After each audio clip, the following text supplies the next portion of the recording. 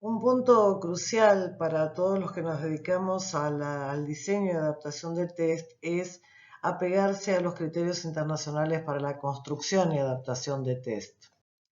Nos referimos específicamente a los criterios internacionales provistos por los lineamientos de la International Test Commission y también por los estándares para la evaluación psicológica y educativa que eh, señalan una serie de pautas referidas a la adaptación de test.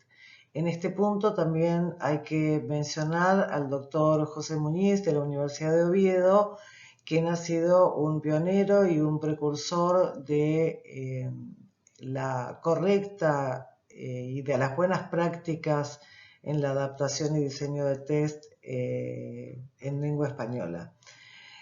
Además ha tenido importantes papeles en la International Test Commission, ¿no? Estas pautas están referidas tanto a cuatro temas fundamentales.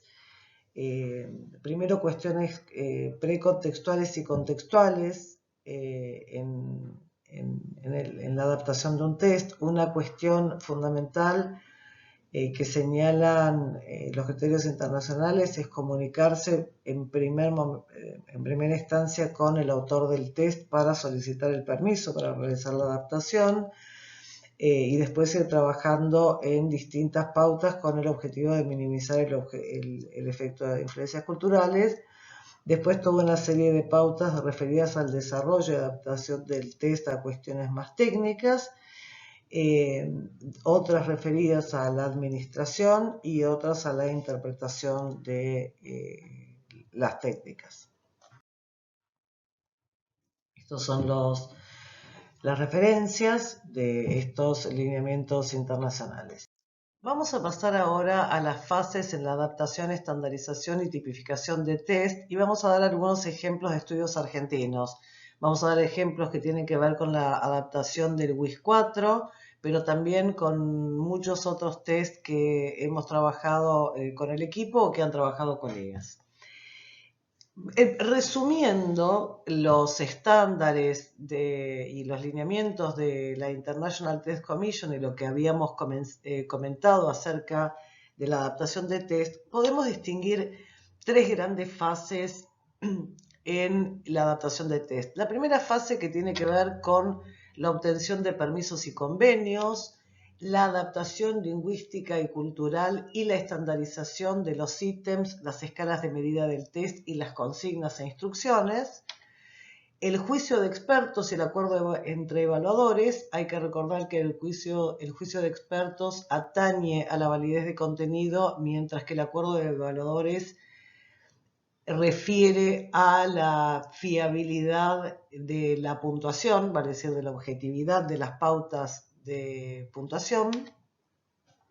En esta primera fase hay que pensar cuidadosamente también las medidas, criterio y los métodos de fiabilidad a los que se va a someter a la prueba y planificar muy cuidadosamente el estudio piloto. Esta primera fase es crucial. Todos los errores que se cometan en esta fase se van a ir arrastrando hasta el último y va a dar muy probablemente por resultado deficiencias en las evidencias de fiabilidad y validez de los test. Entonces es muy importante prestar especial atención a esta primera fase.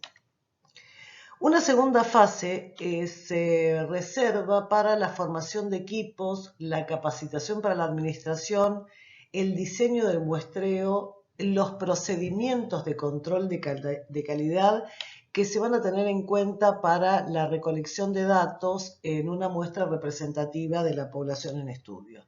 Esta sería la segunda fase, que es la de recolección global, ya en una muestra más importante, no en un estudio piloto que en general tiene 150 casos, sino una muestra representativa de la población en estudio para el estudio definitivo de las evidencias de fiabilidad y validez que ya se estudiaron en el piloto y que se refuerzan aquí, y para la construcción de normas locales.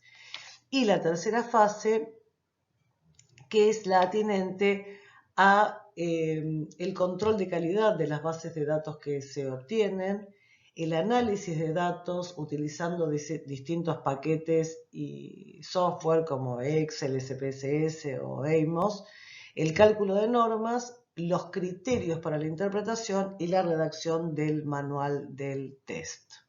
Como un ejemplo de esta fase 1, por ejemplo, para la adaptación y tipificación del WIS 4 en Argentina, el equipo editorial de la editora argentina, que fue Paidós, realizó un convenio con la editora original del test, con Pearson Assessment, coordinado por la representante de la editorial argentina y el representante de la editorial norteamericana.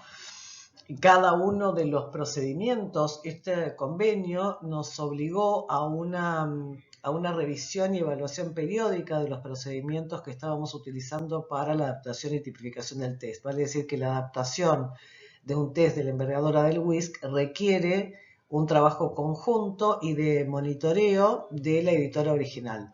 Y todas las fases fueron evaluadas y aprobadas por la editora original. Y se formó un equipo académico nacional compuesto por la doctora Claribel Barbense y la doctora Alejandra Taborda de la Universidad Nacional de San Luis y por mí de la Universidad Católica Argentina. En esta primera fase también se analizan cuáles son las medidas externas que se requerirán para el estudio de la validez de las puntuaciones, qué métodos se van a utilizar para el estudio de la fiabilidad y la consulta a expertos, ¿no? Se diseña cuidadosamente el estudio piloto, como dijimos antes, se analiza la mejor estrategia de análisis de datos y una cosa muy importante es diseñar previamente las planillas de entrada de datos.